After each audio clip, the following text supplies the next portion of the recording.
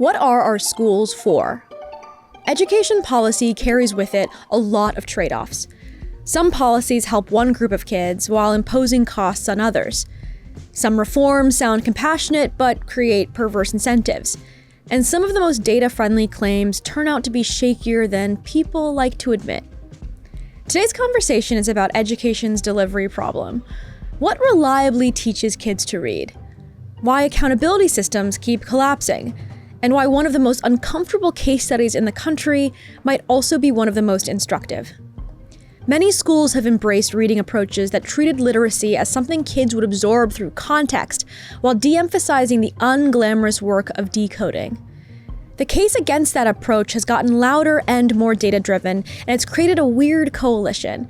Parents, journalists, and researchers on one side, and a lot of education, schools, consultants, and districts on the other. And plenty of people in both camps insisting that the whole debate is a moral panic. And then there's the higher ed version. What happens when you stop enforcing external checks on whether students actually learned the material? One California public university found an explosion of students placing into remedial math, some even struggling with fractions, despite transcripts full of A's in advanced classes. My name is Jerusalem Demsis. I'm the founder and editor of The Argument, a magazine dedicated to revitalizing liberalism for the 21st century. On this podcast, we bring together everyone from socialists to conservatives in conversation over the most important issues of the day. My guest today is Kelsey Piper. She's a staff writer here at The Argument who has been at the forefront of reporting on some of the year's biggest controversies in education. She's a brilliant reporter and writer and is just such an amazing colleague. For an ad-free version of this episode, you can become a subscriber at theargumentmag.com. Kelsey, welcome to the show. Thank you. It's good to be here. Okay, so you have become America's foremost education reporter. Tell us how that feels. I mean, mostly I just picked one fight and then people kept being wrong. So I had to keep arguing with them and now here we are. But I think there used to be more focus in politics on schools. This used to be understood as a major thing the government does, a really important thing the government does. And doing it well and doing it badly are really, really different from each other, so that it was a reasonable thing to fight over. Before 9/11, Bush's primary focus, he was I'm going to be the education president. It wasn't supposed to be just No Child Left Behind. We were supposed to do tons of follow-up stuff. Then, we got distracted by fighting war. multiple. Yeah. and we never really came back to it, right? We've just kind of stopped talking about it. I think it's interesting because I started thinking back at this in my own life. It's hard because it's also so life cycle, right? When I was in K-12, everyone talked about K-12. I was there. Yeah. And then I went to college and suddenly you don't talk about K-12 anymore. Yeah. So it's hard. But I do think that there's been a noticeable difference in DC where K-12 education, the school choice wars were a big deal. That's true. Yeah. And that was during the Obama administration.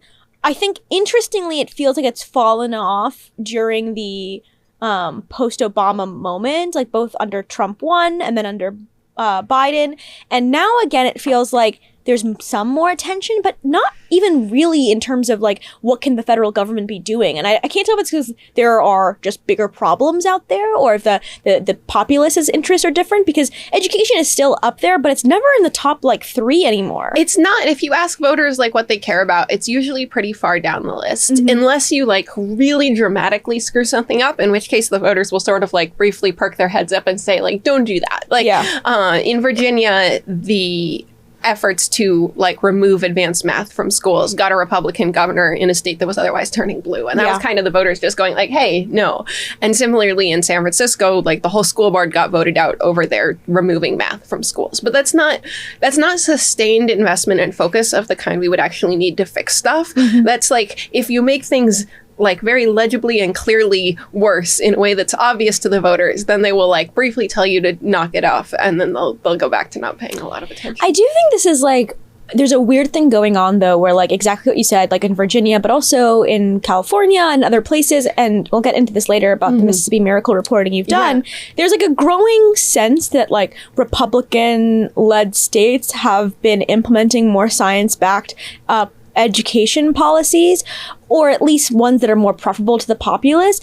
But at the same time, educated people are Democrats. Democrats are way more represented in the educated population. If you were to like see which group of people, Republicans, Democrats, like invested more in their kids' education, like cared more about it, like I'm just like it's not even close. Like, you know what I mean? I'm not even confused about it. So like this disconnect just seems strange to me. Like, what's going on there? So I think there's a couple things. One of them is I think that some of Democrats were paying more attention to the education schools and sort of the philosophy of education that was coming out of America's top education schools over the last 20 years.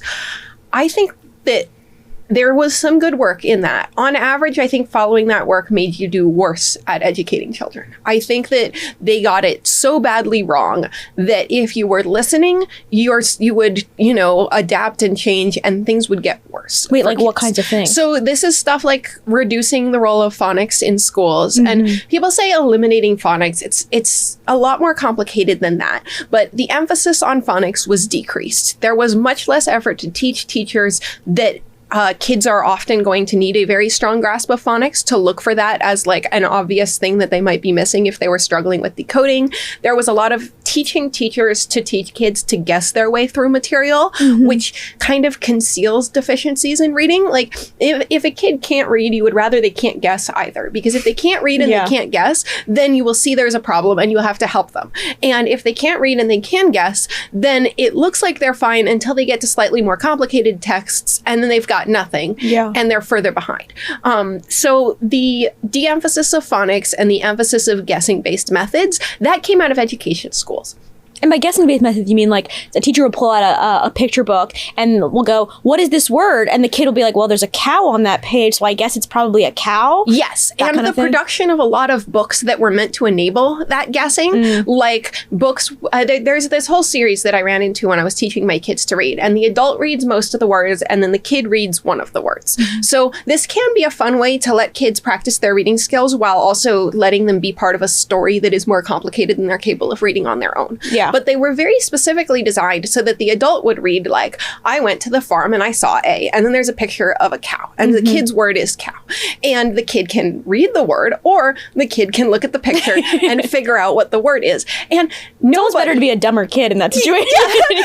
Nobody is going to go through the effort, because it is effortful when you're first learning to sound out ka, like this is complicated. Yeah. And you're not going to do that if you can instead look at the picture and say, "Okay, I know what this is." Yeah. And so there was a lot of deliberate movement in that direction. Books that enabled and preferred that form of interaction, lesson plans for teachers that preferred that form of interaction. And this came out of people philosophizing that this was a better way to learn to read. That thinking about reading as mostly an inference task, where you understand what word is coming next from the context, was like in some way a deeper understanding of what reading truly is than figuring out the word from looking at the letters. Because cow is not like the most obvious pronunciation of C-O-W, right? Like there is a bunch of like intermediation between the letters on the page and words. So you had these people publishing like, "Oh, actually, this whole language stuff is better." It's not better. It is worse. But if you were following the science, at least for a little while, you would have adopted these methods that were actually quite destructive to kids.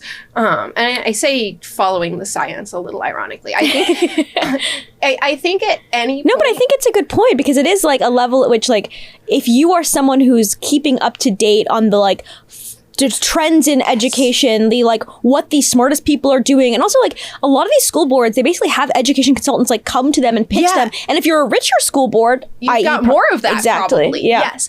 And the same thing with retention, holding kids back. There was a bunch of research coming out of ed schools to the effect that it was wrong and bad to ever hold a child back, that it stigmatized them. They would feel dumb. They would feel like they weren't as good as their classmates, that they would, not fit in socially as well with younger kids. I think some of these are very real concerns. Like, these are problems. But the question that they didn't put nearly as much effort into answering was, what are the social and emotional effects of being in a classroom when you are completely unprepared for all of the material being taught in that classroom because you haven't mastered the prerequisites? This is also bad for kids. Yeah. And in fact, when you the question is, which is worse? Right. Yeah. And when you look at this, it's a little bit complicated. it seems like it might wash out. Like it seems like for the most part, kids are neither enormously benefited by being held back, nor are they harmed in a detectable way by being held back, which I strongly suspect that that's one of those cases where they are both benefited and harmed, and these kind of wash out in the data. Or like also like it just depends on the kid. It depends on the kid. It depends on the situation. It depends on the classroom and the teacher and all of these things. But you will talk to lots of people who they went to education school, they got their master's degree. Incidentally, there's some recent research suggesting that teachers who get master's degrees are worse at teaching than teachers who didn't get master's degrees. Like we pay for this teachers to go to ed school and get master's degrees. It is not helping them. Like that it's hurting them, I would say the evidence is still a little tenuous there, but it is not helping them. I feel pretty confident in that. They read this stuff that says they should never hold kids back. And okay, we talked about the effect on the marginal kid who gets held back or doesn't. But there's another effect of holding kids back, which is that it's kind of a way of having standards. It's kind of a way of saying to kids, this is the bar you need to reach. Yeah. And one thing teachers will say to me is that having external standards puts the student and the teacher on the same team. Like if the teacher is grading the student, that's a kind of adversarial relationship. The teacher is deciding if you're good enough. If the end of year, are you competent to move on to the next grade test is grading the student, then the teacher is your ally who is trying to get you to pass that test. And I wonder if more than even just student-teacher, it's like parent-teacher alliance. Oh, yeah. Because I bet if it's subjective, like if the teacher, it's up to the teacher to like fight to hold a kid back. Tempting as a parent to like fight. You're mad at your teacher. You think the teacher is biased against your kid. Probably sometimes the teacher is biased against the kid. Like that's absolutely a dynamic that happens. But if you've got this test, then the teacher, the parent, and the student all want the kid to pass the test. And so one thing you give up when you give up on the idea of ever holding kids back is you kind of give up on the idea that there is any level of kids are going to have different performance even if they're trying, right? Yeah. But also, a lot of kids aren't going to try unless they have to. Like, that's just human nature. They might not want to. And they're probably less likely to want to if some kids will try because their parents are really pushing them and demanding they perform well in school. That pressure is coming from the home. And so the kids I think you screw over the most if you stop trying to like motivate kids to turn in their best performance is the kids from which that was going to be the only source of motivation to really try. Yeah. And I think I'd say too, it's like, you know, obviously what you're saying is not that we stopped holding kids back. It's that like, I think in many ways we overemphasized the subjectivity of it. And we also put so much onus on teachers to make these decisions in ways that I actually think probably sucked for the teachers. Oh, yeah. Like who wants to be the one who has to subjectively decide, like, is it bad enough that you're being held back or not? That's such a painful, and in general, it is, I think, unfair to teachers to try and ask them to play the dual role of my job is to get you to learn and my job is to judge you and decide if you've learned enough. Like a lot of places separate grading on tests in full generality from the teacher's role. Like the graders are just different people than the teachers. This would make every teacher I know really happy because they all hate grading. And I do think that we are asking them to step into two roles that have different senses of what it is to be professional in that role and what the obligations in that role are.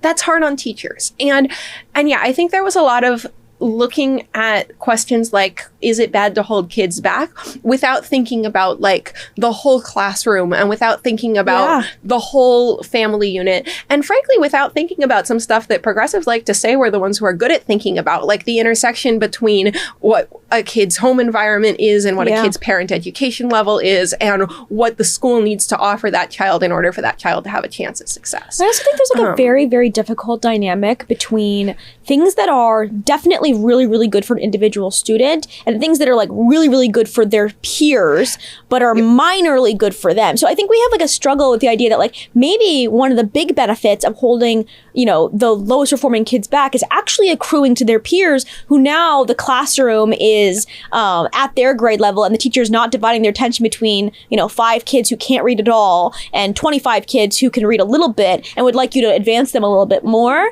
And like that is like a very, I mean, I think this is actually a really difficult question. I mean, this happens in special education too, where there's a part of, it's not the entire debate, but like part of the debate has been around like, okay, who is actually getting the benefits of separating special education kids out of the classroom? And how do you make those decisions, particularly when we're talking about marginalized groups who like have maybe already accrued a bunch of harms? Yeah, and I think actually the case where this like delineation is sharpest is discipline in schools. And this is something that changed under Obama and changed more in blue states. And there was an emphasis on some, like, we're suspending and expelling more Black kids. We want to stop that. We want to address that. And suspension and expulsion are a very clear example of this is harmful to this child, and the benefits accrue to other children, you know, often who have been subject to violence in the classroom. Like, nobody is expelling kids for being a little annoying. We're talking about like violent attacks on other students, like poking their eyes with sharp objects, you know, hitting them and stuff like that.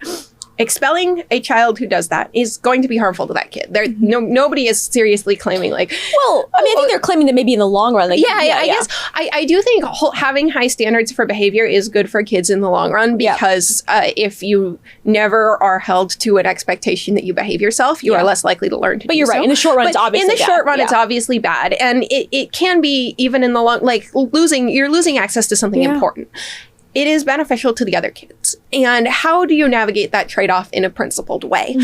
And a lot of states have just stopped suspending or expelling students without like a full review by the school board, which basically means it doesn't happen.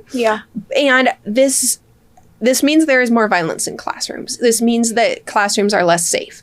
That is a really big trade-off. And I think it is a trade-off that people had a hard time with because you don't want to hurt kids. Well, you never want to hurt kids. You don't want to adopt policies that are bad for kids. You especially don't want to adopt policies that are unjust and disproportionately harm the kids who maybe need the most help. And at the same time, I do think you have to sort of, every child deserves safety from violence in the classroom. If you tell me we have a plan to give all of the kids we expelled a individual one-on-one tutor, we're going to spend like $70,000 a year on each of those kids, I'm like, sure, tax me for it. But if your plan is to put the burden of solving our societal inequities on the other second graders by having them like bear violence, no, that's the wrong way to do that. I do think that a big part of this dynamic comes down to everyone began to like, well, not everyone, but like we started seeing a greater acceptance of systemic racism in society and the like systemic harms that had accrued particularly to like young Black boys and brown boys who had like were the disproportionate people who were being expelled and from the schools. And the solving that is like a massive problem. It's like a public safety problem. It's a criminal justice problem. It's an education problem. It's an income problem. It's a air quality problem. It's an access to like healthcare problem. Like these are not things that like a school board can solve. So they look at the problem of disproportionate punishment to kids and they're like, this stems from like 16 different societal problems, none of which I have any control over. What I can control is the number on the page of how many Black boys get expelled or don't. And I actually have a lot of empathy for someone who's like feels so upset about that situation and goes, I have to do something. And I actually think this is like a root cause of many problems, is that like people feel like inaction in their specific role is unacceptable. And we often get people advocating for whatever it is you can do in your role, even if the better thing is to like, actually, you should just call your congressman. Like you should just like advocate for better politicians in different areas. And I think this happens a lot in the workplace, for instance, where instead of, I mean, I think post 2020, there was actually a lot of ignored, really great policy that happened at the state level to reduce police acceptable use of force after George Floyd's murder. But like the vast majority of the like actions that actually occurred were corporate statements and like diversity pledges to things that were like probably not actually doing anything to help like Black people who were being shot by police. And the reason for that is because a lot of people who cared were in these corporate roles and they're like, well, what do? I need to like call my company and have them do that. But like, the company what are they going to do? No role causally in fixing any of this. And I think it's like actually like a really difficult problem of like, we need I mean, this is the purpose of like interest groups, right? They should direct this energy and attention towards useful ends. And like, anyway, we're getting a bit of a field from this, but I do think this is like a... it's a huge issue. And I would love to see way, way, way more focus on it. But I think when you try and solve this just at the level of we let all of these things go horribly wrong. Now, having let all these things that go horribly wrong, we have a child who is violently attacking their classmates. We'll just let them keep doing that. That's the wrong solution. It doesn't protect the kids. It doesn't help the kid who is doing that. It's sort of the only thing you can do, but the only thing you can do is not the thing that actually helps. Yeah. And so across a bunch of things, I think because they cared about making the world a better place, because they were listening to some people who were wrong, or because they were like at the wrong lever or whatever, they took actions that ultimately most hurt the children most in need. Because a striking thing about the recent decline in educational outcomes since 2015 is that it is concentrated among the weakest students. Yeah. It is concentrated among precisely the students that we were just talking about wanting to help. The reason for this is that if you're doing great in school, honestly, you were never benefiting that much from classroom instruction anyway.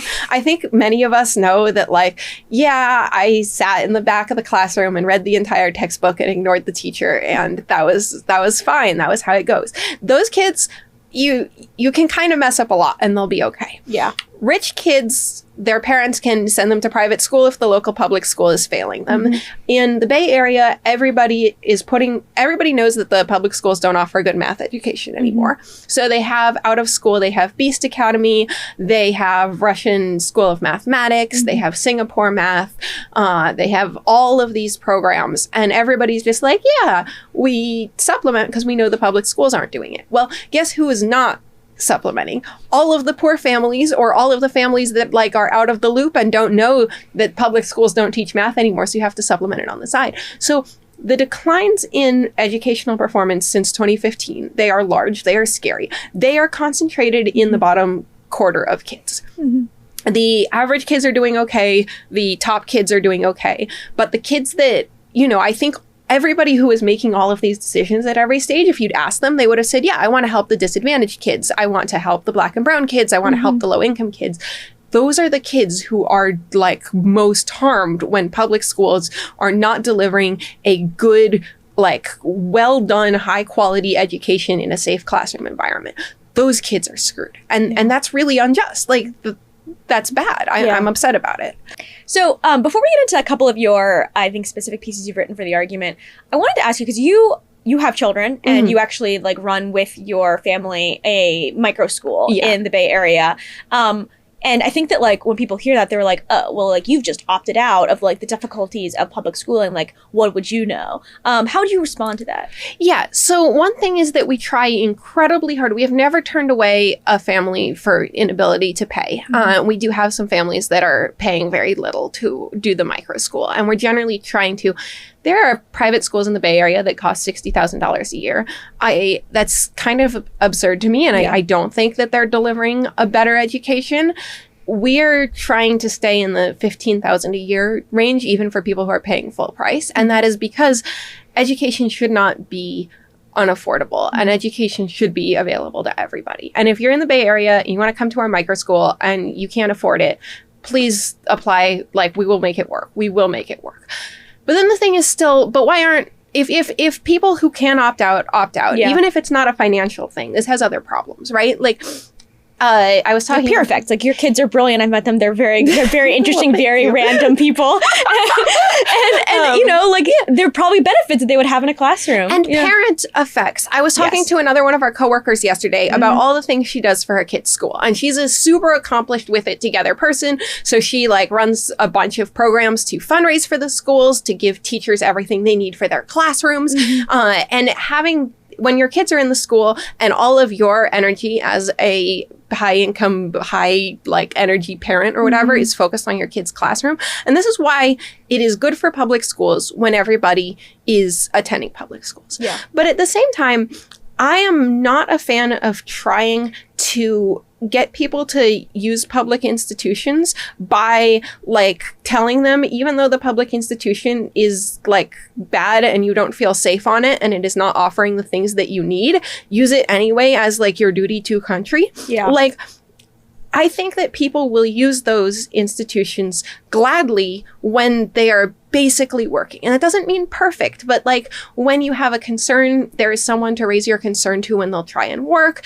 Maybe you're frustrated with some of your kids' teachers and some of your kids' classes, but they are safe. Like, there's some things where I am just not optimistic about the route where you tell people like sacrifice for the greater good. Yeah. And I'm the least optimistic about that when it comes to like sacrifice the safety of your small children for the greater good. Like as an adult, I can say, I am going to take public transit because I believe in public transit and it's less convenient. And maybe there was a shooting on the platform the other week, but I believe in my community. I believe the strength is my community. And you can make that risk calculation. Yeah, for myself. Yeah. If there was a shooting on the platform last week, they haven't caught the person yet, and I'm taking my kids, I'm not taking that train. Yeah. Because I'm going to keep my kids like safe and in an environment where I feel like if there's a problem, there's someone who cares. That's just kind of, that's not parenting. negotiable. Yeah. And I think this is basically true of all parents. And so you cannot get very far by saying to parents, like, go to your public school no matter what. You can get far by saying to them, public schools are good. Having your kids in their community is good for them. It is better for them. A diverse school environment is a school environment that better equips them to function in the diverse world that we in fact live in. There are benefits to meeting people from other walks of life. They will have more perspective.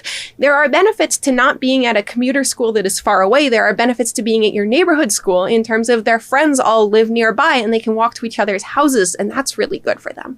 There's also the added benefit of it's easier to get into a selective college. Yeah, it's easier to get into a selective college from public school. Yeah. You can pitch all of the many real benefits, and if you're delivering a pretty good education at public school, people will listen.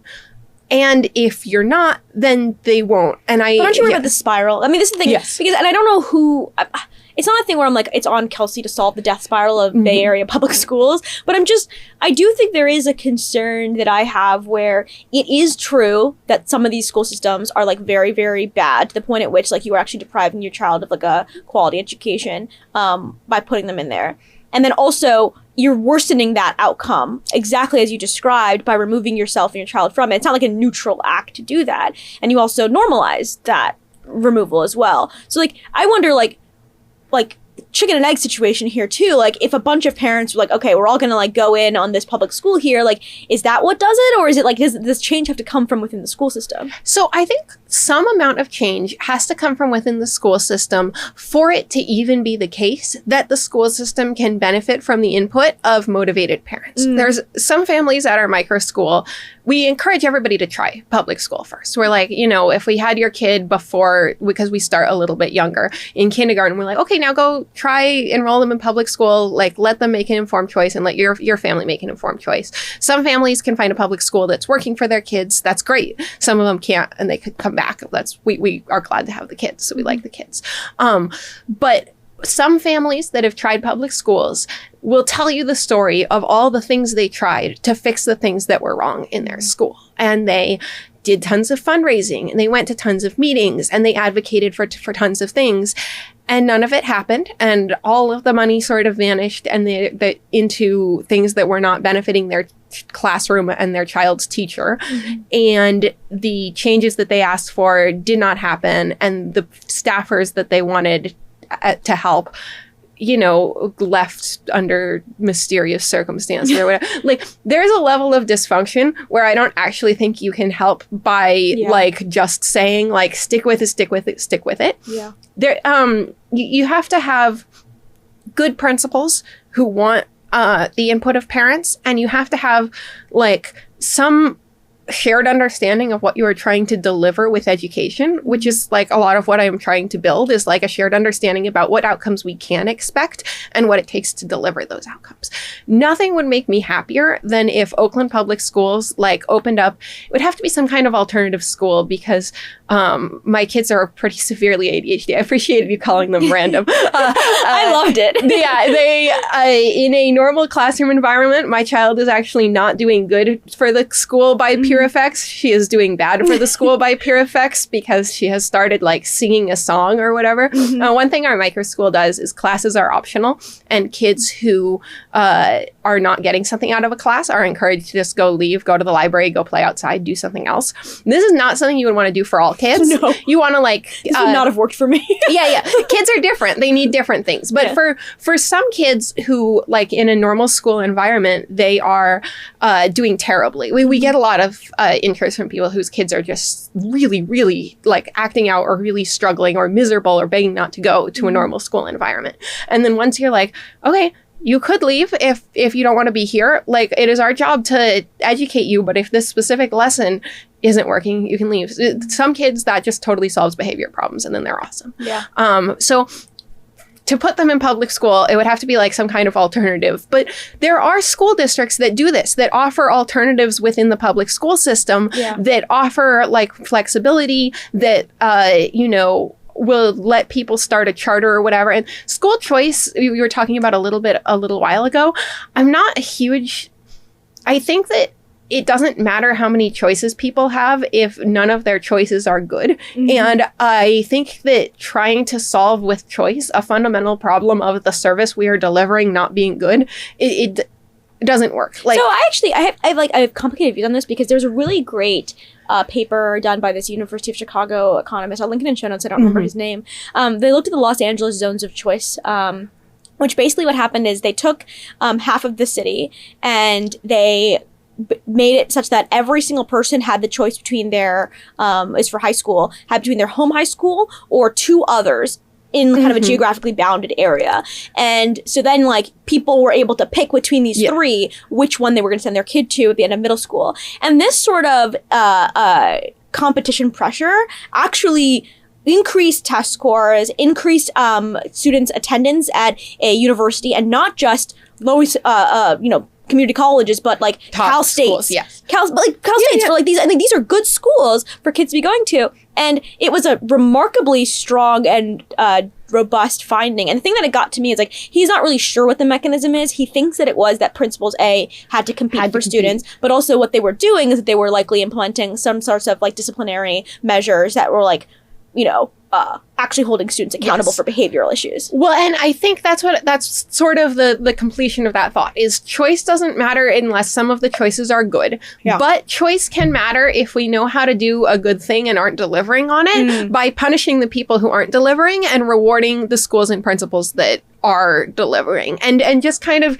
ensuring that there is pressure to produce results. So I love within a school district, you can enroll to multiple schools. I like the idea of charter schools if you also have some accountability. Like the finding on charter schools is always, well, some of them are good and some of them are bad. And some people summarize that as, so charters are a waste of time. But the obvious answer here is, so keep the good charters, get rid of the bad charters. Yeah. Like if we want to charter our Oakland, like as part of the public school system, our Oakland alternative school where classes are optional, let us do it. And then if our test scores are bad, stop letting us do it. Like that is something you can do. Well, it's something you can't do in Oakland. There is no way to start a charter school that way in Oakland. But there are places where you can do that. I think that is a good kind of choice that's like focused on making sure that there are actual good options. But again, all of this only works, like motivation for the principals to deliver only works if they are getting good information about what delivering a good education is like. So all of that is a sideshow if we are doing a bad job of telling people what will produce a good education. And we have been doing So I want to turn to what will produce a good education, because on the most basic level of learning how to read. Some people, our listeners, may have heard of the Mississippi Miracle, but many people may have not. What is the Mississippi Miracle? What happened? What did we find? Yeah, so Mississippi used to be the worst performing state in the country in terms of education. And this is not surprising because Mississippi was the poorest state in the country and the worst performing in terms of like almost every sociological outcome you could name. So these are kids who are coming in with a lot more challenges, and they were worse than any other state at basic learning to read. And starting around the time of No Child Left Behind, Mississippi sort of started workshopping a bunch of literacy interventions. And specifically, they were very interested in what works in these classrooms that are very poor, that are mostly Black students often, that really need like additional support. And they made a bunch of reforms. And it is hotly contested, and like from an econometrics perspective or whatever, it's almost impossible to disentangle like which of the 8 things they did matter the most or whatever. But they have a very phonics heavy program. They adopted specific drill-based literacy curricula. They ran teacher trainings to teach the teachers how to use those programs. Most teacher professional development, as far as I can tell, is useless. And if you ask teachers, that's usually what they say too. They're like, this was a complete waste of my time. But if you're introducing a new curriculum, it is specifically worthwhile to train teachers on how to like best deliver that curriculum. So they do that. They send special coaches to all of the lower performing classrooms to sort of see what's going wrong in the classroom and like double the teachers' resources and try and get them caught up. They implemented a rule that at the end of 3rd grade, if you can't read at all, then you don't get to pass on to 4th grade. And you have to stay back, and you have to be placed in a classroom with a teacher who's really good the next year to see if like with better instruction, now you can make it to 4th grade. They do all of this. And their test scores have been like steadily climbing. And this started this was already ongoing by 2013, which is when people started noticing. But when they climbed from 50th place to like 40th or 35th place. I think it was 49th place, right? Yeah, sorry. It's from 49th place? Yeah. Well, from dead last. Is that? Oh, I thought they were 49th. No, I think at one point they were dead last. Okay. Yeah. Well, I wouldn't be surprised. There used to be a joke in Louisiana, like, thank God for Mississippi, because otherwise we would be in dead last. But so climbing from certainly the bottom of the barrel to like the mid 30s. This was like known. Everybody could see this was happening, but there was no like national excitement because like, oh, okay, now you're merely in the bottom like third of states or whatever. It just kept climbing. And as scores started to decline everywhere else, they kept growing in Mississippi, especially for younger students in Mississippi, the 4th grade Mississippi scores. Now they are 9th. And if you take into account how poor their students are and like just how much less likely their parents are to have gone to college, stuff like that, they're just far and away above everyone else. If you compare like Black students in Mississippi to Black students in California, the Black students in Mississippi are like way more likely to have that's like learned a lot read. of people find that shocking. Yes. That's shocking. I mean, like, and I think that like my original reaction when I first heard this was to look at what NAEP, which is, what is the test that you're talking about here? Because people are really skeptical about. Oh, yeah. So and people are right to be skeptical, to be clear. Like, there is a lot of ways that people might try to fudge numbers on standardized tests. And so you do periodically have people go, this school taught, like, all their kids to read with a crazy new technique. The crazy new technique is during the test, the teacher told the kids the answers. Like, yeah, it works great. That's a great technique. Can I have this person following me around all day? Yeah. But so what does NAEP do? The NAEP is a national test. It is, unlike most standardized tests, which are like run by the state and in the schools with all students every year, that offers a lot of opportunities for cheating, right? Because the test is like shipped to the school. It's probably administered in the classroom. It's probably proctored by a teacher or parent. The NAEP is national. They pick a subset of schools in a state to test every 2 years. They don't test the same school twice. They're not interested in like school over school gain. They're trying to get a sense of generally where America's kids are at. So they like use some random sampling principles and pick some schools. Now, all this makes it harder to cheat, right? Like, because your school is not the same school as is going to be tested 2 years down the road. So if you cheat, it's not going to produce a like steady sustained increase, trend over decades. And they have like more oversight. There's still some ways you could try and fudge it. Texas at one point was like, NAEP testing tomorrow. If you kind of suck at reading, maybe you're feeling sick, maybe you want to stay home. I'm not kidding. They did I know. They specifically were like trying to discourage the weaker students from showing up. Can you imagine if you were like, Mom, I shouldn't go to school today? I'm going to drag the test scores down. We had a little of this. It's psychotic. In Colorado, where I grew up, we didn't have that, but we did have... I was a very strong student, and we my know, Kelsey. elementary my elementary school teachers were pretty fixated on making sure I, in particular, was going to be there on test day. I had a broken arm at one point. I couldn't hold a pencil. And they were like, but you'll test, right? We are counting on you. Are you serious? Yeah. Wow. I tried and I was like, Mom, I can't hold the pencil. And it turned out there was a process to request accommodations. So like somebody could like write in my test bubbles for me. So we did that and it was no big deal. But I definitely remember being told like, we need you in particular. And I was like, can't move my whole fingers. school is counting on me. I can't let This is like down. after you had a cast, right? Yeah, It wasn't yeah. like, I think like you just broke your arm. No, Okay. I was in a cast. It was but okay, so there's naturally some like differential pressure on students to show up on test day type stuff. But the NAEP got wise to this and they report a ton of statistics. How many kids were declared like they don't speak English, so they don't have to test. English language learners usually have to test, but if they like just got here and have no idea what's going on, they don't have to test. Students who are sufficiently severely intellectually disabled so that they can't engage even with accommodations don't have to test. And then some students just don't show up and there's a makeup day, but some of them don't show up to that either. Yeah. So you can go into the data and you can compare how many students is this state saying are disabled? How many students is this state requesting accommodations for? How many students just aren't showing up on test day? So I see Mississippi has these great numbers. I go digging. Mississippi has above average attendance at the test. Mississippi is not declaring a disproportionate share of its kids disabled. It is not requesting accommodations for a disproportionate share of its kids. And the results, the gains are year over year. Yeah. Maybe they're actually doing something. Maybe they're actually doing a better job. What's actually on the test? Like, what does the test look like? Yeah, so it's got passages from books that are appropriate for fourth graders to understand. Not like very simple texts. Like, you know, one sample on the NAP website is Tale of Despero, which is like, I remember that book. Yeah.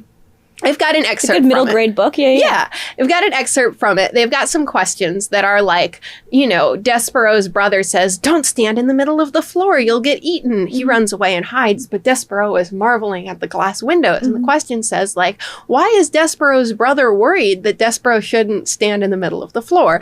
So we're not talking like extreme basics, but these are reading skills that I think you had to have read the passage. You have to have read the passage. You have to have read the passage and like been able to basically understand it. It's like a bar for reading that I think is basically reasonable. We should be able to get almost all kids who don't have like some severe disability or something to, and honestly, even severely disabled kids can learn to read with the right special ed, but I acknowledge that's like a separate program. Like, in that case, you're doing a harder thing. But see, most kids should be able to do this. And Mississippi had dramatically raised the share of their students who could do this. And in California, where I live, it was low and it was falling. And I became convinced these results were real. And Mississippi Miracle, you know, people think you're claiming some incredibly dramatic thing. I'm claiming that like in a classroom of 30 pretty disadvantaged kids, Mississippi is getting like 20 of them to be able to read and understand this passage as a fourth grader should be able to by having from kindergarten through third grade, really intensive drilling in the core skills that are necessary for developing reading and by holding kids back so they don't at the end of third grade until they actually learn to read. Or if you're 2 years behind, they'll promote you anyway, because at some point, like, you don't want like 12-year-olds in third grade. That's not a good dynamic for anybody. And so the question was, how much of this gain that Mississippi is seeing is just from holding those kids back? Like, if you're effectively testing Mississippi's fifth graders against everybody else's fourth graders, then the fact Mississippi is the best in the nation isn't so cool. Yeah. But while obviously some of the gains are coming from holding kids back in third grade until they learn to read, they're not actually holding back that many kids. And if you just look at top performance in Mississippi, like the performance of the top decile of kids, that's not the kids who are getting held back. It's also been rising. In fact, like basically on the same level as the median Mississippi kid and on the same level as the 10th percentile Mississippi kid.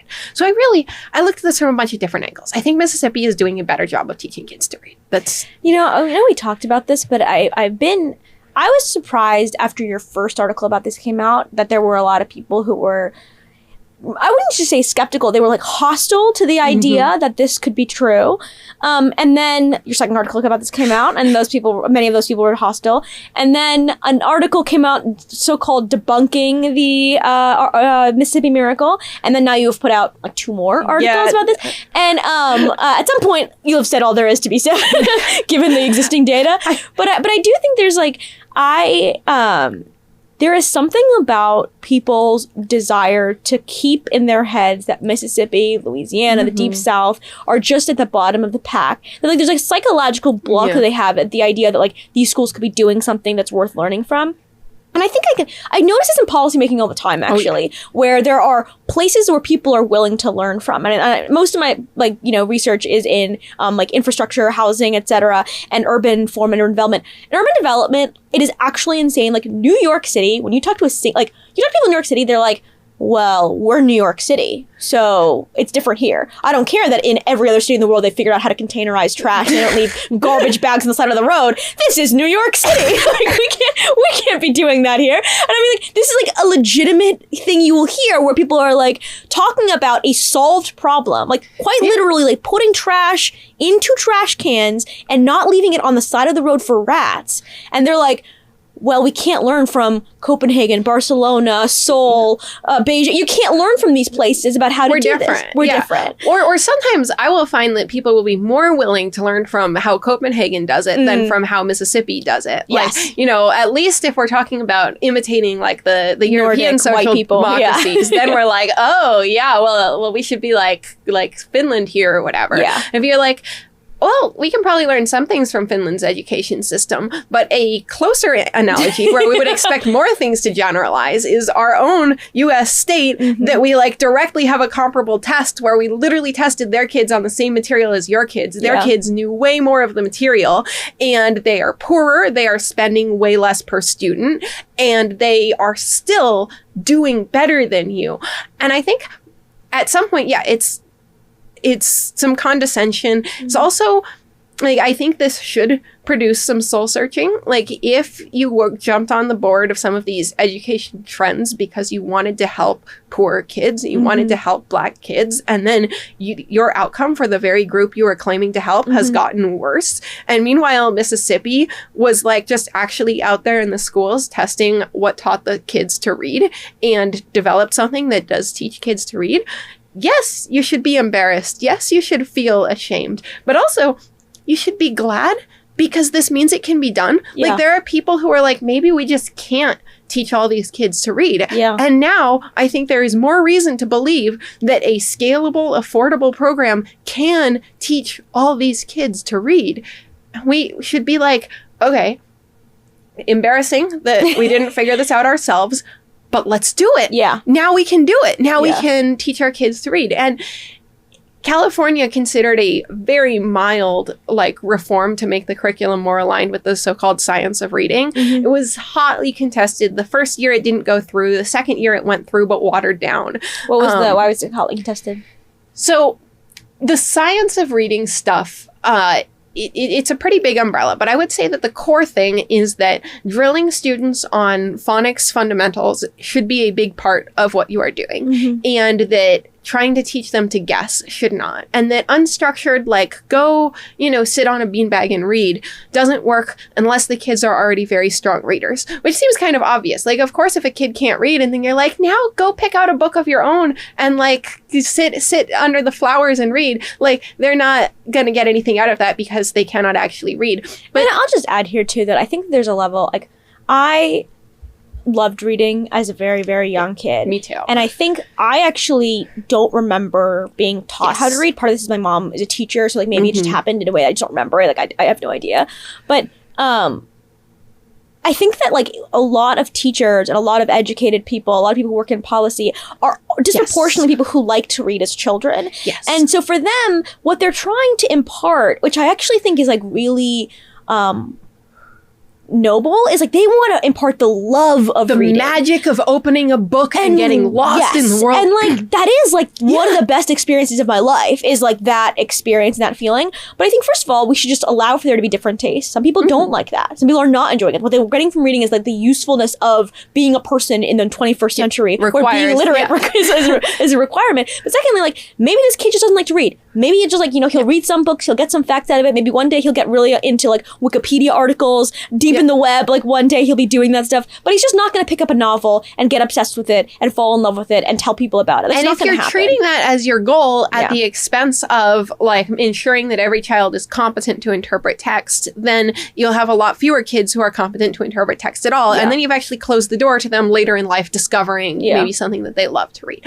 But I think teachers are generalizing from their own experience, and that is often as someone who loved reading and someone for whom reading came naturally. So they're doing a bunch of that stuff, and they hate the idea of replacing all that like lovely like reading time with like, now we're gonna stand up, we're gonna make a letter A with our bodies, we're gonna chant A says ah, A says ah, A says ah. But this sounds awful. I mean, like as a teacher, independent reading time is chill for you. Versus that. It is a costly ask of teachers, and I get that. And then the other thing is that a lot of California teachers pointed out that California, unlike Mississippi, has a very high English language learner population, and nobody really knows if the best things for, poor children who nonetheless speak English as their first language are the same as for poor children who are coming into the classroom speaking tons of different languages. Now, my thinking is, let's try the thing that we know works for poor kids who are like coming in with low reading comprehension. And if it's not working as well, then we can like adjust from there and think about that instead of like rejecting the whole thing because, well, our population is a little bit different. But that was the other major complaint, which I do think there's something to, which is just like, we have a lot more English language learners and that changes. Well, that should make Phonics easier because they can already sound out, if they can already read in Spanish, they can already sound out the words. Well, see, it feels like kind of an excuse to me for teachers to not do something that they already don't want to do because it's not as fun or whatever. And I think you really, if you sell teachers on the fact that the drill approach works, then they get excited because they want the kids to succeed. Yes. I think teachers are mostly people who are really deeply motivated by seeing kids learn and thrive. And so once they try it and they see results and they're like, this is clicking for the kids now, the kids are succeeding now, then I think you get pretty substantial teacher buy-in. Mississippi still has high teacher turnover and probably has something to do with the fact that it pays its teachers like absolute garbage. Mississippi is still one of the worst states in the country for how much it spends per student. And as a result, teacher pay is, pretty atrocious. But I definitely don't think you should copy them in every detail. But I do think you live in California for a reason. I do think it's notable that even with spending so little, they're getting vastly better results for the most disadvantaged kids than we are in California, where Oakland Unified, last time I looked, was spending like between $25,000 a year and $30,000 a year per child, which is an amount of money where you could kind of just buy them all a like part-time reading tutor who just sits with that kid for 10 hours a week, and that would get you like incredible results. Like, you could just, with the amount of money that California is spending, it is deeply embarrassing that we're not. But anyway, I think teachers instinctively don't like the A says I version when they could instead like read a lovely storybook and all of the kids are reading lovely storybooks and stuff. But if they see it working, they'll do it because they care about the results. But you have to like show them that it works. And you do need some amount of like, right now in California and in many places, school districts decide which curriculum the school is going to use. And this means that these decisions are being made by like people who have no really relevant expertise or ability to evaluate the differences or stuff. And Mississippi and some of the other states that have done reforms have made a state level list of like, these are the good curriculums. Now, this still isn't perfect. A lot of states have had like pretty bad judgment about what they put on their good curriculum list or whatever. But it's at least like you can have people whose full-time job it is to figure out what the good curriculums are, like try out a bunch of different ones. And then the recommendation list is based on that. Whereas at the school district district, there's not even that much attention to these details. So some of this stuff just should be more centralized and should devolve less to local control, which is a theme on this podcast. For us. Like just there's a lot of these like high stakes, complicated decisions that it makes no sense to have made by like a random county person who has like no particular ability. Like the Oakland school board Oakland voters are not going, oh yeah, we really want you guys to like do your own research and decide on the reading curriculum. We want our kids to be getting a good education. And we just like don't know that much about what that entails usually.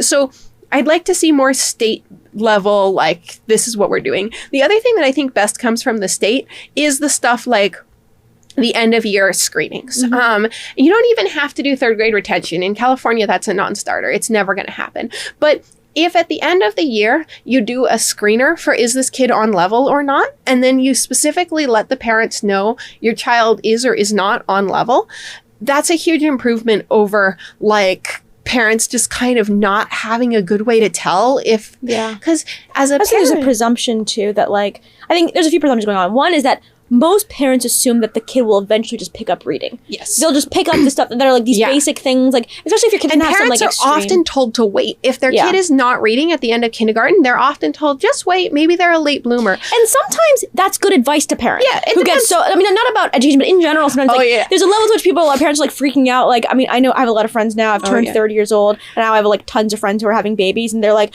well, it's 6 months and my kid isn't running yet. Is like that okay? And it's just like, it's okay. Sometimes you know, and it's like, I do think it's good advice in general to be like, okay, like hold on for a second. But I do think that I underestimated like if your kid is behind at the end of kindergarten, you need to freak out. Yes. Like, you need to freak out immediately. With reading in particular, if a child is behind at the end of kindergarten, that is, like, half of those kids will never catch up. Yeah. Half of those kids, they are never going to be at grade level in reading. Yeah. And by the end of second grade, if your kid is behind in reading, the odds of them catching up are like, very small. I think it's, like, under 20%. I want to say 15. So if parents knew that, if they were sent a piece of paper at the end of the school year that was like, this is grade level, this is your child's reading level, only half of kids who read as well as your child will ever catch up to grade level, then I think they would take that quite seriously. Yeah. And the school doesn't want to be the bad guy. And one thing the state can do is be the bad guy and say, like, we're going to make sure parents have this information. California does have standardized testing, but the schools will often be like, oh yeah, you know, with our diverse demographics, like, we're never going to do well on the state standardized. And this is something you will hear, like, to explain why a school is failing. It's like, I think that actually you could achieve good results on that state testing with your diverse demographics if you commit to teaching well. Like, it is true that it is the top performing schools are mostly top performing because they're mostly white and Asian, and that the low performing schools are mostly low performing. They're mostly Black and Hispanic. And like, but you're not going to solve all disparities. You're absolutely not. You should expect but can you teach children to read is a different bar. Can. Yeah. You like, I think sometimes there's this nihilism that comes from, we are not going to, with this one clever trick, solve all disparities in society. No, we're not.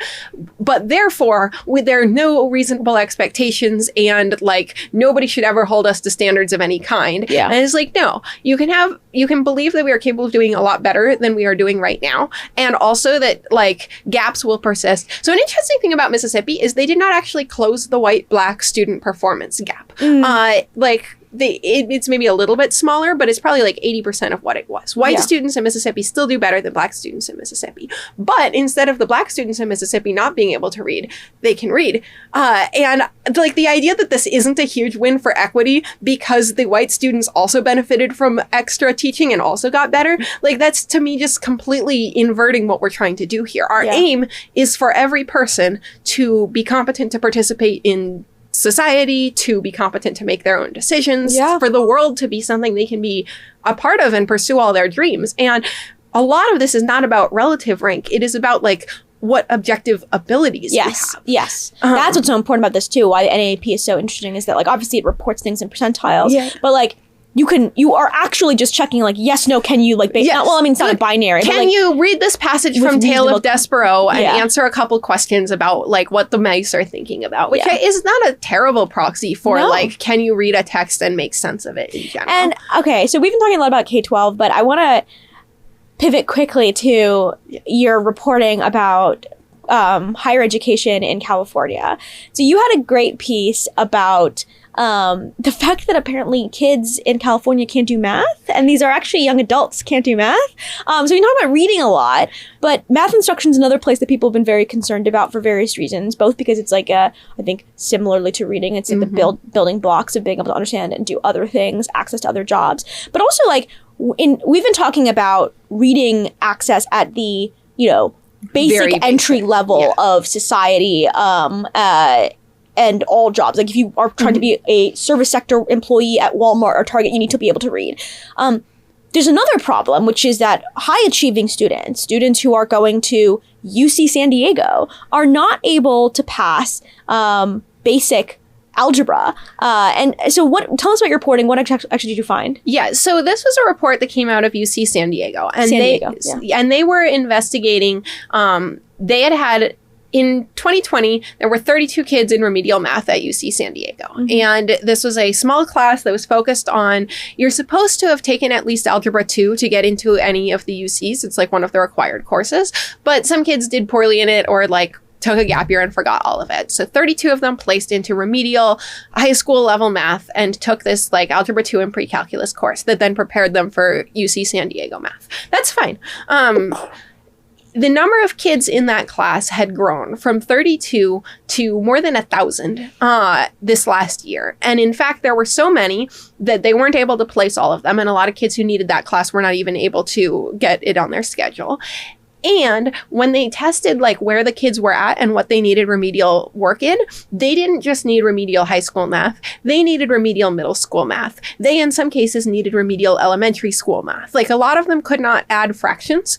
And adding fractions is fourth and fifth grade material. And that it was material. These are kids at a UC school. This is not. And not just, the UCs are really, really good public universities. And UC San Diego in particular is a really good public university with a focus on engineering and math and stuff like that. Like this is an excellent school that turned down tons of kids with like extremely strong like grades and performance. Yeah. And so something went wrong. And a number of things went wrong, really. But like one I fixated on was that this report mentioned that most of these kids had gotten A's, sometimes all A's in their high school math classes, and that they'd taken high school math classes like pre-calculus and in some cases calculus. And I'm thinking, how can a kid get an A in a calculus class who doesn't understand fractions and definitely can't do any calculus? Yeah. So I talked to a friend of mine who's a teacher, and he was like, oh yeah, I've taught AP calculus under the conditions that produce that. The situation is they have been like forwarded through the grades, getting good grades because nobody wants to rock the boat or wreck their college prospects by giving them bad grades in subject after subject, and they don't understand the material. And they're at this point so far behind that they're never going to learn. And you're not allowed to like go teach fractions in your like AP calculus class because there's a bunch of rules that are intended to keep teachers like teaching at the level. But the result is a calculus class where there's like one kid who has the prerequisites and is paying attention and will learn. And then a bunch of other kids who basically stand no chance, but as long as they turn in the homework, you give them an A, because what are you going to do? Fail the entire class and like wreck their prospects of college and higher education? Teachers want their kids to succeed. Yeah. These kids are working hard. They don't want to like ruin their odds of ever getting into college just over the fact that they have been systematically failed for the last 8 years in every single math class they've taken. So I have a lot of sympathy for the teacher's predicament here, but maybe we should do something about the fact where we've been systematically failing them for the last 8 years in every math class they've taken.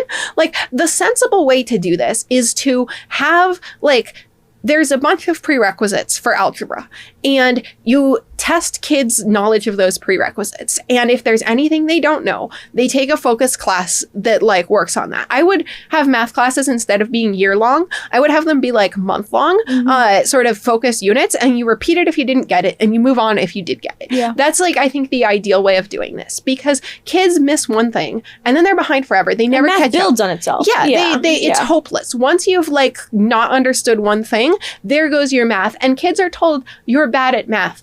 you missed a concept. You might have gotten it if it had been explained to you well. You maybe had a headache the day it was explained, or you had a teacher who was just kind of bad at explaining. Or you didn't do your homework that week. Yeah, or maybe you're like, in fact, math is a little harder for you and you just needed like more explanations and more practice problems. You could still probably have gotten it. Like, there is some level of math where I took, like in college, I took hard math for actual math majors. And then I was like, oh, these people are just smarter than me. And like, I am not, even if I worked 5 times as hard, there are things they can do that I can't do. That obviously happens. It happens to everybody at like a different level. But that's not what's going on with kids who can't do fractions, who got into UCSD. Those are broadly bright, capable kids. And a better system, which like, oh, you didn't pass this unit, you repeat this unit, because you can't move on to the next unit until you've learned this unit. Given all of this, I'm kind of confused, like how these kids got into UC San Diego.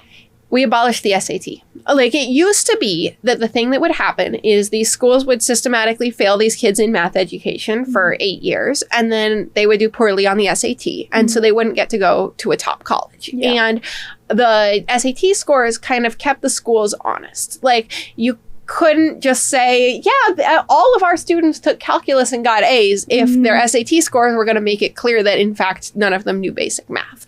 So once the SAT was abolished, the grade inflation got a lot worse. The schools got way more like, there's no reason not to hand out A's to everybody. There's no like check against any objective external standard. So the grade inflation got a lot more intense, and the university accepted a ton of students who, like, they weren't prepared to educate, right? Like, students who needed a degree of remediation that they were not in a position to offer. Wait, sorry, I just want to make sure. So is it just that now there are students who otherwise wouldn't be at UC Santa Barbara or San Diego who are there now? Or is it that, like, because schools knew that the SAT was no longer required, that they could be more lax about who they were giving A's to? I think it's both. I think that it is both the case that the schools started doing a worse job of teaching math and being honest with students about where they were at once the SAT was abolished, because they had no external accountability. So grade inflation got much, much worse. And that's one way that the quality of education in high school for these kids degraded. And then also, the University of San Diego accepted them because it didn't realize that they didn't have those abilities. And that, some people were like, well, isn't that good for those kids? Like, they get to go to a top university. I think this is complicated. Well, for one, someone else didn't get to go to that university who would have had the background. And then for another, if you go to the university, and almost no one who has needed remedial math at UC San Diego has been able to pursue the math and engineering majors that UC San Diego is like really good for. So I tend to think like it is better to not admit someone who, like, you're then setting up to fail, to not, you are not in a position to educate them, and they are not in a position to succeed in your program. But I do think that, like, a lot of why the teachers got so generous with the A's is that they see college as their children's tickets out of poverty, and they want them all to get to go to a good school. So I'm like slightly more skeptical of the, like, teachers were now giving out A's easier, in part because I think that it happened really quickly, and I feel like those kinds of like effects are usually like felt a little slower. But secondly, I think it's more likely that like the forces that got rid of the SAT are similar to the forces that would make it drive grade inflation. Yeah, exactly. So fair. Like, so you get a situation where like teachers are both like, you know, hostile to standardized tests, kind of like hostile to this idea of like, or like in general, just like the sense of accountability in education is declining, which is part of what standardized tests are supposed to do. And like, that seems like it makes sense that it would go in tandem, but I don't know if there's like, I don't have the evidence about this. Yeah, no, I think go in tandem is certainly the case. I think that the test removal did have some effects on directly accelerating grade inflation, kind of eroding some of the pressures against it. But I also think that you're right that like the high level diagnosis is we got much less interested in standards and didn't want to hear what they were telling us. And so wherever we could, we got rid of them, and then we didn't have to hear what they were telling us. But this is all, it's a product of a worldview where the only thing that matters is like like where the benefits of a college degree just come from having a college degree instead of the benefits of a college degree being a product of the fact that it used to reflect having a lot of specific knowledge and ability. And so there's like this hope that we can just give out more college degrees and address inequality that way instead of a college degree just ceasing to become a good way to signify the actual level of skill and ability that employers are looking for and will continue wanting even if a college degree like fails to signify it. So I worry that we're sort of failing these kids like with good intentions by like hoping that if we just don't measure this stuff, it won't matter. When in fact, the reason it mattered was not because we were measuring it. It was because like a doctor who does better on the exams for med school will be a better doctor. They will do a better job of treating your cancer. You will be more likely to live. Like ultimately, everything bottoms down in real results that you can't cheat the test or fail to measure. Or I guess you can fail to measure whether we're treating cancer. Let's please not. Let's not give anybody any ideas. Well, Kelsey, I think this is a great time to go to our last and final question, which is, I think, probably your specialty. What is an argument you've come across recently? It can be a book, it can be a piece of art, or like an advice that you've gotten that you thought was pretty bad. So still, I guess, kind of education brained or whatever. But one thing you run into a bunch if you write about how to improve education is people who just kind of reject the idea that education is doing anything. But I feel like I've said my piece about them. But another category of person you run into is people who feel that kids learning things ahead of grade level is like some kind of hostile play by those kids against everybody else. A thing about our like hippie classes are optional school is kids can move at their own pace. And some of them actually go really fast. Like my daughter is in 3rd grade. She has almost finished algebra. She's doing, you know, do you remember the like triangle proofs in geometry, like side angle side? She's doing all of that now.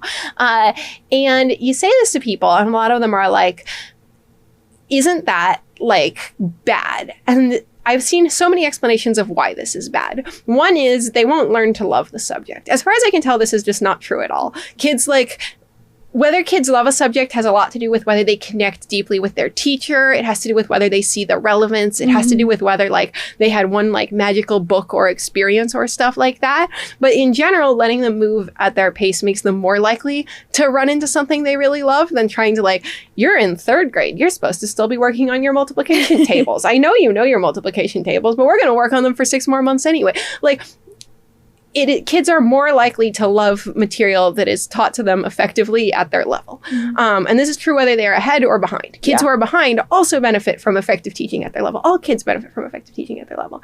But another argument for why this is bad for children is like, maybe they feel really pressured.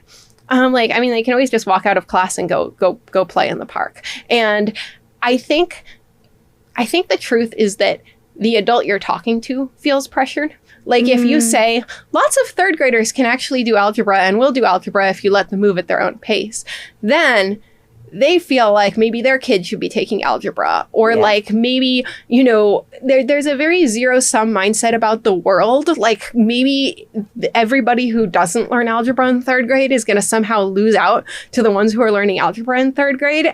And I have a lot of sympathy for this. I get where it's coming from, but fundamentally, I think like it is not the case that other people being good at things are robbing you and making you worse off. Like, and also, I mean, I'll say 2 things here. One is like, and this happens with precocious reading all the time, like kids who learn to read at age 3 or 4 or something like that without instruction. And we know in that situation that often it actually doesn't have a meaningful difference in life outcomes. Not like a long-term a kid learning at 6 or 7, it doesn't really matter that much. It often all evens out in the long run. But also, secondly, I think it's like, I think that like I do agree that there is like, I think an over pressure, particularly in high SES families, to like push your kids to do things earlier and earlier and earlier. And that's like different. I mean, like I know you, so I know that like that's not, you're not like forcing your children to do drilling algebra. But I think some people are doing that. Like you do see this. I mean, you see parents. It is good to like push back on like no, every waking minute of your child's life should not be school. Yeah. No, you should not make them feel like a failure if they're just not ready for something. Yeah. You don't have to be full, like, all classes are Tiger optional. mom. Yeah. There's a lot of intermediate ground. But ultimately, I think, like, I would like it if people were more like, kids will be in very different places if they're all learning at their own place. And this is okay. For all of those kids, we want to offer them a, like, not an obsessive, all-consuming, high-pressure education, but a good education that is at the level they are currently at. Yeah. And this is not just about who they'll be in the long run. It's not just about their life outcomes. It's about the fact that, like, what it means to educate someone is to meet them where they're at, what they don't know, and then offer them more they can learn and do in order to build and grow their skills in a way that, like, respects them as a person. And that's, like, to me, the, like, vision of what we are aspiring to is an education system that does that. Yeah.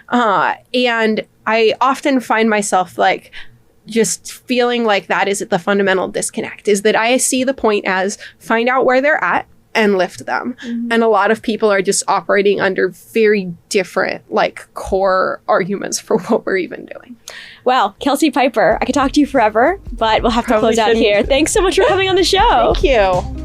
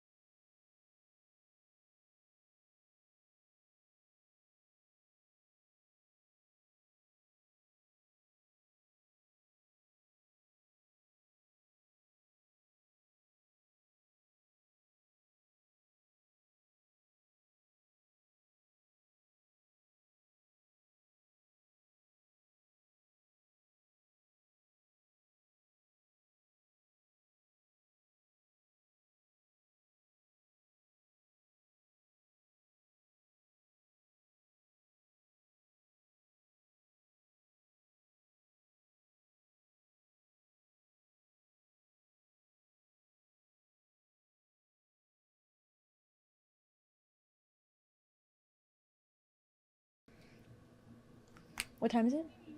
11:56. Should we do one more round just for him to be able to cut? The entire thing? Yeah, I just might just read the whole thing one more time. Okay. What are our schools for? Education policy carries with it a lot of trade-offs.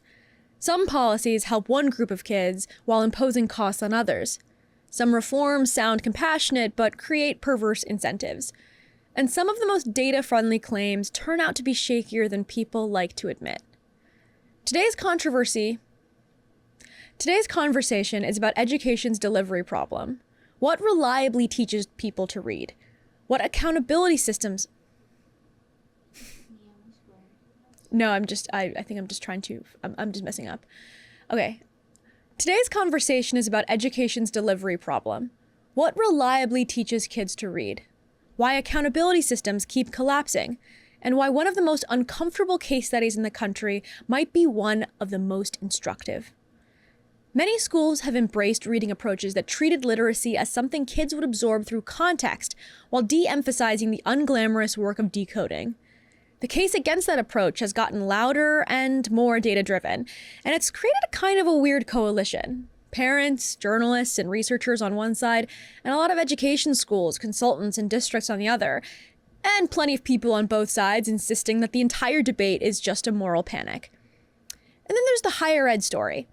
What happens when you stop enforcing external checks on whether students actually learned the material? One California public university found an explosion of students placing into remedial math, some of them even struggling with fractions, despite transcripts full of A's in advanced classes.